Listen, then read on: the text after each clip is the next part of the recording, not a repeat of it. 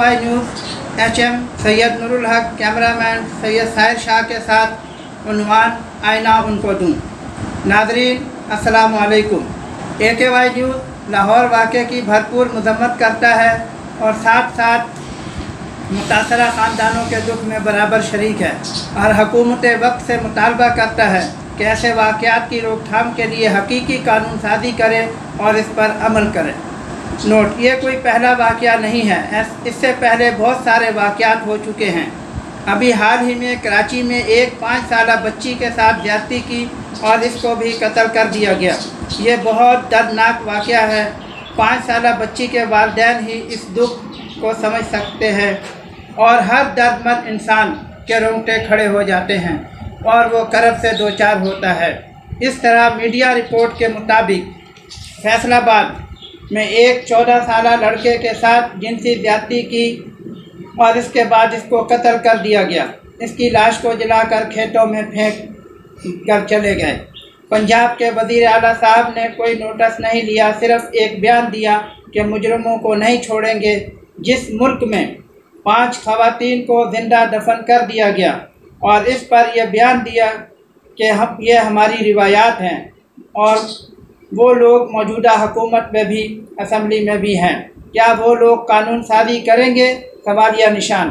AKY news इस वाक़े की मज़म्मत करता है। नोट, अभी हाल ही की खबर है कि सियालकोट में औपाश नौजवानों ने एक शादीशुदा खातून को असलहे के ज़ोर पर अगवा किया और इसके साथ गैंग रेप किया।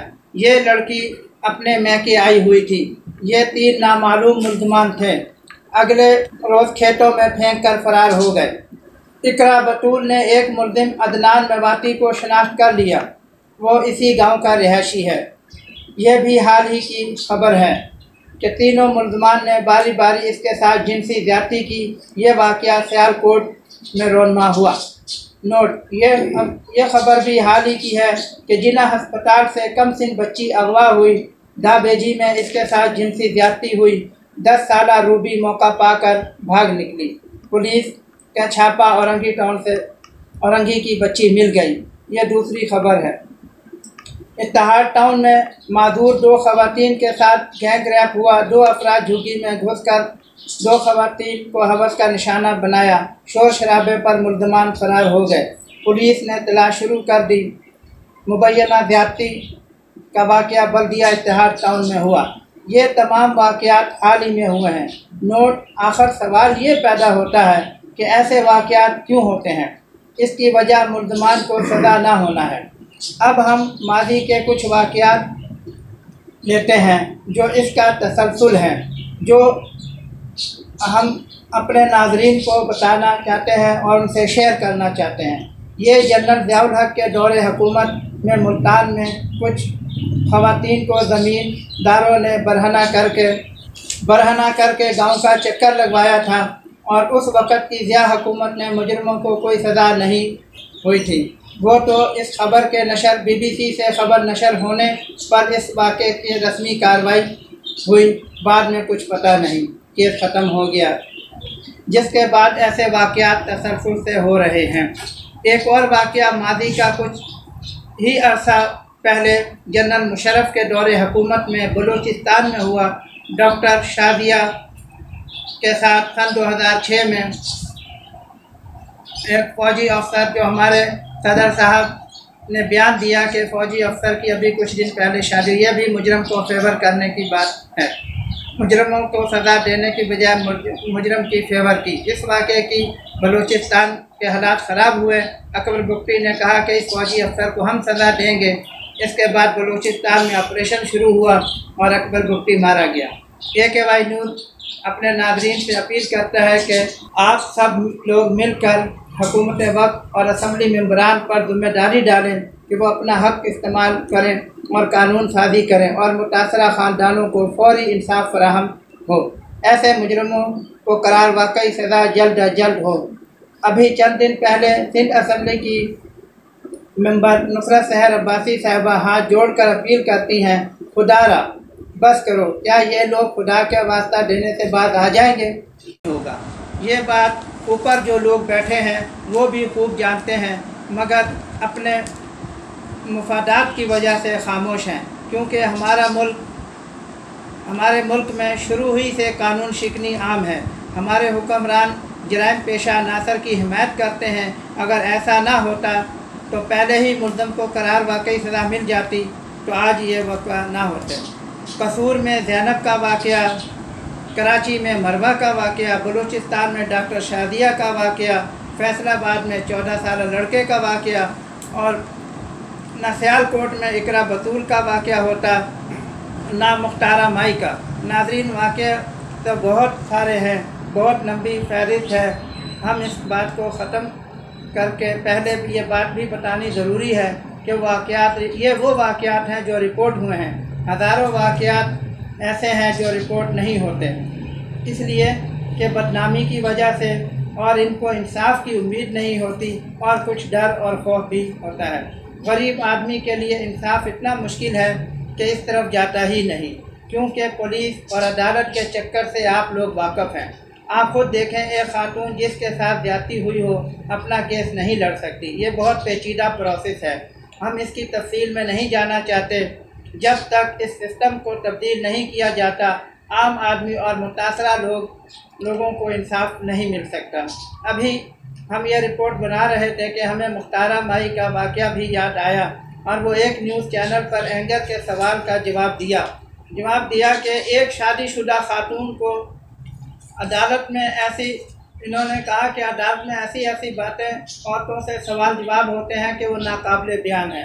दूसरे सवाल के जवाब में इन्होंने कहा कि सन 2002 में और सन 2020 में कोई फ़र्क नहीं है, पुलिस का रवैया और अदालती निज़ाम वैसा ही है, इंसाफ की कोई उम्मीद नहीं है।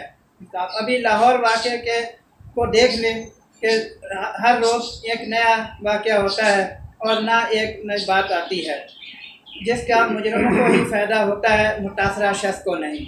जिस पर जुल्म होता है वो शख्स को इंसाफ के लिए पैसा भी खर्च करना पड़ता है, और अदालतों के चक्कर और मुखालिफ पार्टी का खौफ और पुलिस गर्दी का खौफ होता है।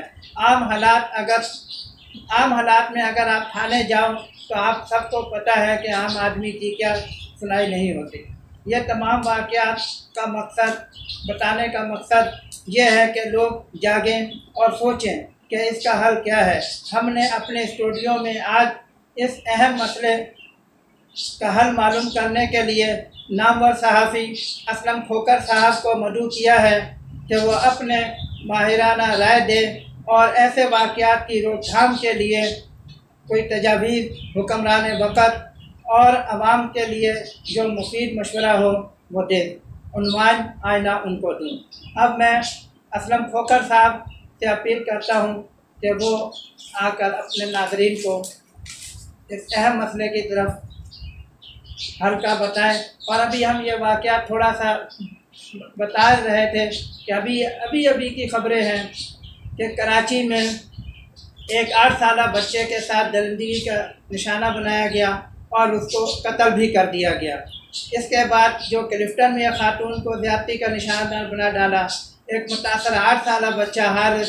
अब मजबूर हैं हम कि क्या क्या लिखें, किस तरह लिखें, हमारे तो रोंगटे भी खड़े होते हैं। इसके साथ मैं ये बात कहता हूँ, एक साहिर ने कहा था कि लोग कहते हैं तो ठीक ही कहते हैं, ताजुब कैसा, सच तो कहते हैं कि नादारों की इज्जत कैसी।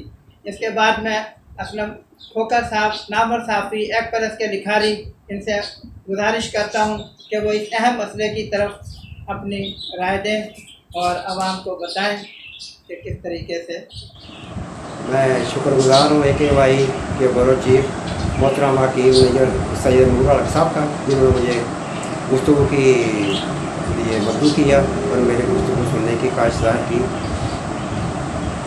ये अगर तो मेरे ख्याल में जिस तरह तफसील के साथ इन्होंने बात की है उसके बाद मेरी गुंजाइश नहीं रहती, लेकिन बहरहाल चूँकि इनका असरार है, इनकी मोहब्बत है, तो कुछ अर्ज़ करता हूँ मैं अपनी नाक़िस मालूमात के मुताबिक। इन्होंने जो वाक़यात बयान किए हैं, ये हर एक वाक़या ऐसा है कि इंसानियत शर्मसार हो जाए और उसका साथ जो है शर्म से झुक जाए। एक एक वाक़या जो है वो दिल दहला देने वाला हो, मासूम बच्चे हो, ख़वातीन हो, घरेलू हो, मतलब कोई भी अपनी जगह महफूज नहीं है। इसका आगाज़ हुआ है ये लाहौर वाक़े से, मोटरवे पे जो हुआ। मगर ये उससे पहले अगर हम माजी में थोड़ा चले जाएं तो ख़वातीन को हरासा करने का कोई ये आज से आगाज़ नहीं हुआ। ये इसका बहुत अरसे से पहले से है, बहुत अरसे से, बल्कि 20 सदी से भी पहले से अगर कहा जाए तो कोई मुबालगा नहीं होगा। अगर पुराने नाज़रीन जो हैं, बुज़ुर्ग नाज़रीन जो हैं, वो समझते हैं कि 1966 में एक गैर मुल्की यहाँ हुक्मरान आए, शहनशाह आए पड़ोसी मुल्क के, तो यहाँ के जो उस वक्त के सदर साहब थे, उन्होंने नीलो बेगम जो उस वक्त नाबर अदाकारा थी, रकस में बहुत मशहूर थी, उनको बोला कि भाई आप आएंगी वहाँ प्रोग्राम में, ये भी शामिल है कि आप वहाँ डांस करेंगी और मैडम नूर जहाँ जो उसमें वो अपनी आवाज़ का जादू जगाएंगी। चाहिए तो ये था कि उनको ये जरूरत नहीं करनी चाहिए थी, तो इस इतनी बड़ी मतलब फनकारा और उस तरह उनको ये गैर मुल्की मेहमान के सामने डांस करवाया जाने की ख्वाहिश ज़ाहिर करना। बहरहाल वो जैसे तैसे उन्होंने बहाना किया और उसमें शिरकत नहीं की और नहीं कर पाई। अलबत्ता बेगम मैडम नूर जहाँ को उस प्रोग्राम में ले गए और उनकी आवाज़ फिर गूंजी, मेरे तो सिपाही किया। बहरहाल ये हुआ उस टाइम। उसके बाद जो वाक़यात हैं अगर हम सरसरी तौर पे भी गुजरते हुए जाएँ तो फिर यह अदाकारा शबनम का वाक़या हुआ, उनके साथ इज्तिमाई ज़्यादती की गई और तमाम ही वो लोग जो थे बाअसर तरीन लोगों की औलादें थी और वो सियासत में आम करदार उनका उस टाइम भी था, आज भी है, उससे माजी में भी था, उससे पहले भी था, तो वो था। तो अगर उन लोगों को सज़ाएँ दी जाती तो वो नहीं, तो मेरा ख्याल है इस किस्म के वाक़यात का जो रूनुमा होना आए रोज़ या एक दिन में कई वाक़यात अब तो हो रहे हैं, तो इनका रोकना मुमकिन था, मगर ऐसा नहीं हुआ।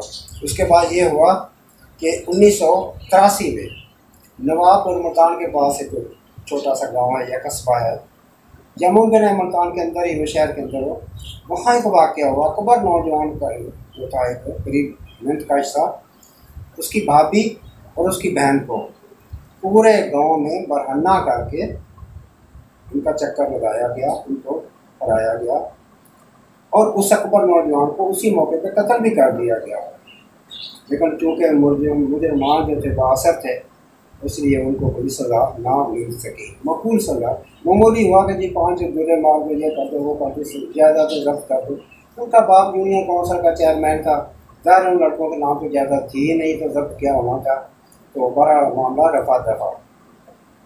उसके बाद हम मतलब जैसे तसलसल में जा रहे हैं हम लोग, जैसे तफसील में जा रहे हैं, तो आगे देखें आप, मतलब बड़ी तेज़ी से अगर निकले तो फिर 2002 में या 3 में मुख्तारा माई का वाक़या हमारे सामने पेश आता है।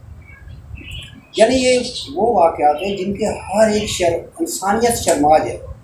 इस तरह की पंचायत के फैसले के मुताबिक पंचायत से फैसला लेना और इसकी कानूनी हरकत करना, कहाँ की इंसानियत है? इंसानियत तो अपनी मर गई, शायद जिंदा नहीं है। इंसानियत जिंदा होती तो आज ये सब कुछ नहीं होता। वो हुआ, उस पर भी एक उस वक्त के हुक्मरान ने कह दिया कि जी जिसने बाहर मुल्क जाना होता है, मराहत हासिल करनी होती है, तो वो गैंग रेप करवा लेती है, गैंग रेप करवा ले जिसने अभी करना। यानी कितना बड़ा तनस था उस हुक्मरान का, बजाय इसके इसको करार बाकी सजा दी जाती मेरी को, तो मगर ऐसा नहीं हुआ। उसके बाद हम जाते हैं 2006 में सोई गैस किड, उसके अंदर एक अस्पताल है, इत्तेफाक से मैंने देखा जाके भी, वहाँ डॉक्टर शाजिया का एक वाक़या पेश आता है। जैसे कि हकीम साहब ने तफसील से बताया, डॉक्टर शाजिया के साथ इज्तिमाई ज़्यादती होती है और वो मुफ्ती साहब से कहते हैं उनके पास जाके कि आपके इलाके में हमारे साथ ये मसला हुआ है, चनाचे ये है कि आप हमें इंसाफ दें, इंसाफ दिलाएँ। तो वहाँ भी ये उस वक्त का हुक्मरान क्या कहता है कि गलत बात है, वो लड़का ऐसा है ही नहीं है, उसकी तो अभी शादी हुई है, तो गोया ये 10-15 दिन पहले शादी हुई, लिहाजा उसका तो सोच ही नहीं सकते, हो ही नहीं सकता, मुमकिन ही नहीं कि वो कोई ऐसी हरकत करे। यानी वो वक्त का हुक्मरान उसके ऊपर पर्दा डाल रहा है या उसको केस को दबाने की कोशिश कर रहा है। और डॉक्टर शाजिया उनके शोर के साथ में कराची में आए और अब वो कहाँ ये कर दास्तान है। अच्छा, इसके अलावा और उसका अंजाम ये हुआ कि वो डॉक्टर भुट्टी साहब, जो सरदार अब्दुल भुट्टी साहब की, उस केस का अंजाम उनकी मौत खत्म हुआ। अच्छा, उसके अलावा जो ये केस आए दिन का ये मतलब बना हुआ है कि आए दिन ये वाक़यात हमारे सामने हो रहे हैं, और मेरे ख्याल में 25% भी ऐसे नहीं जो नजर आम पे आते हैं, अक्सरियत जो आप कहते हैं, क्योंकि ये इंसाफ का जो एक प्रोसीजर है इतना मुश्किल है, इतना मुश्किल, इतना मतलब नामुमकिन सा है, और इसमें इतनी तख़ीर होती है कि वो आम आदमी के लिए नामुमकिन क्या, ना इंसाफ का जो असूल है वो नामुमकिन सी बात बन गया। यानी अब एक आदमी के साथ अगर उसके साथ ज्यादती होती है, उसके साथ घर की किसी खातून के साथ, वो कहाँ से इतनी रकम लाएगा, कहाँ से इतने लंबे लंबे मुकदमात जो हैं वो लड़ेगा इतना लंबा अर्सा तक। तो ये वकला की फीसें, ये ज़ाती टाइम देना, ये सब चीज़ें नामुमकिन है। तो ये नामुमकिन सी बात, हकीकत में नामुमकिन सी है।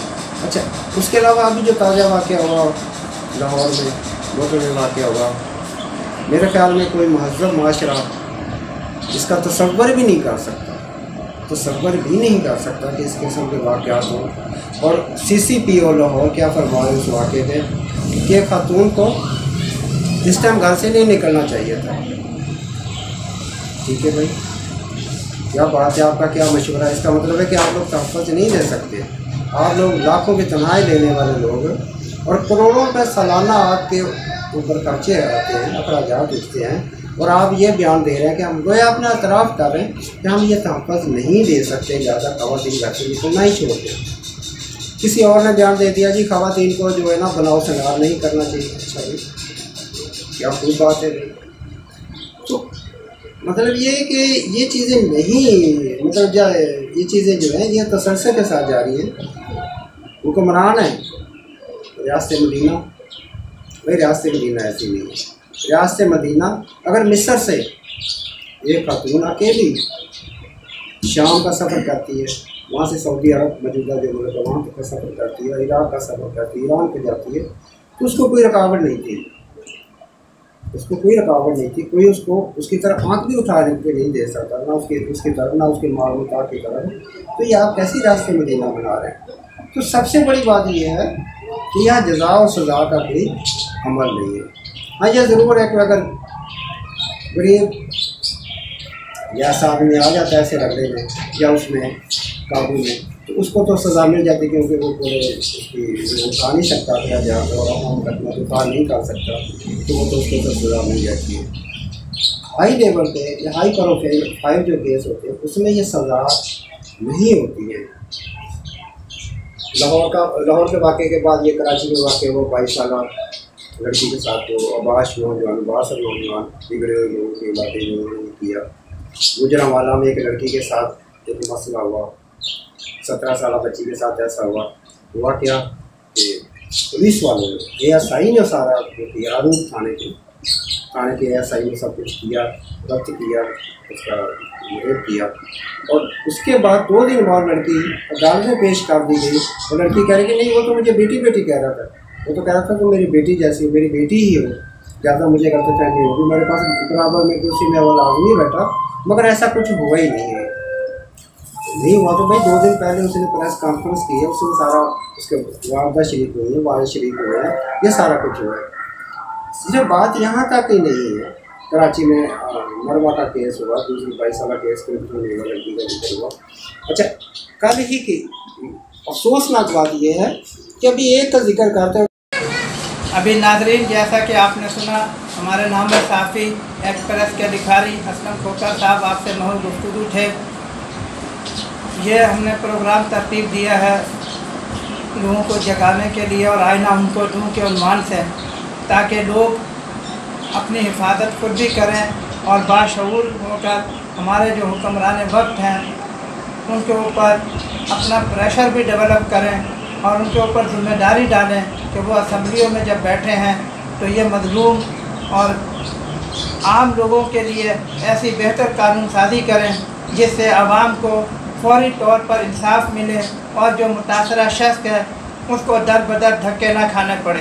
क्योंकि लाहौर वाक़े की आप रोज़ाना ख़बरें देखते हैं, एक नया वाक़या उस पर रोनमा होता है, और लेकिन उसका हमें नहीं नज़र आता कि उस मौजूदा मुतासरा शख्स या खातून है उसको कोई फ़ायदा पहुँचेगा।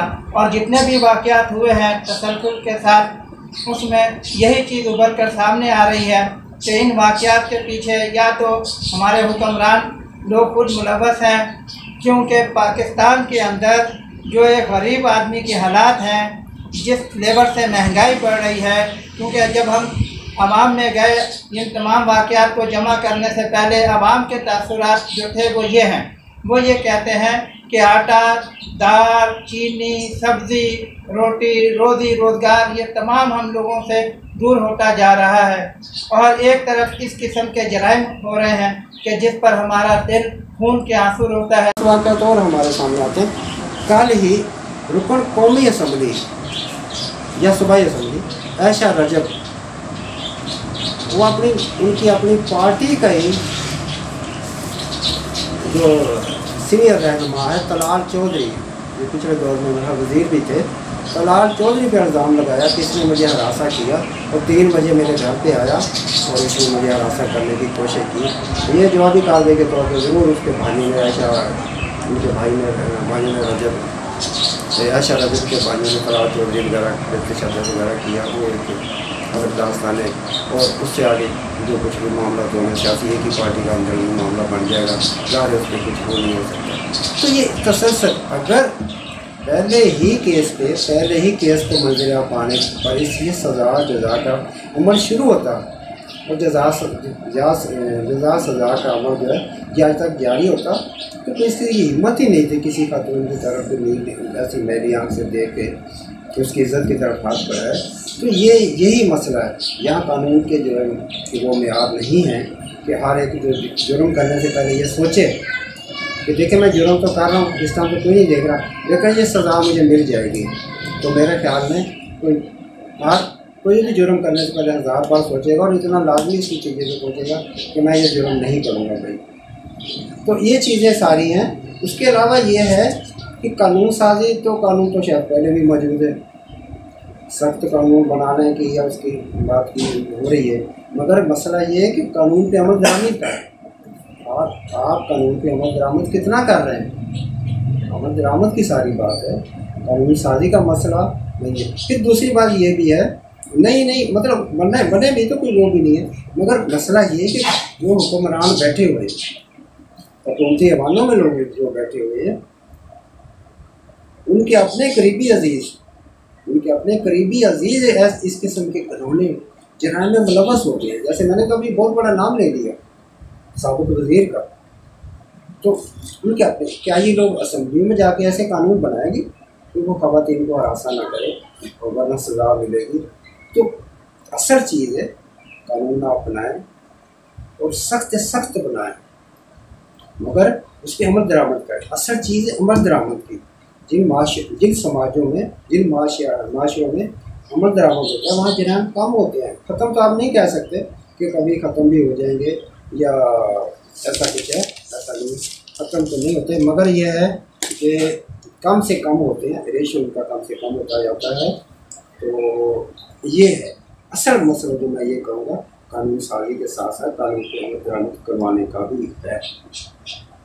अच्छा, आखिर में मैं इतना अर्ज़ करूँगा अपना सैयद साहब की इजाज़त से, सैयद मुल्ला साहब की इजाज़त से, कि मैं पंजाबी के शायर जनाब वारिस शाह साहब, पंजाबी ज़ुबान का शेक्सपियर उनको कहा जाता है, तो उनसे मैं ये कहूँगा कि अज आखा वारिस शाह नूं कित्थे कबरां विचों बोल, अज इश्कताब दा कोई नवा वर्का खोल, एक रोई सी चीरी पंजाब की तो लिख कीते बैन।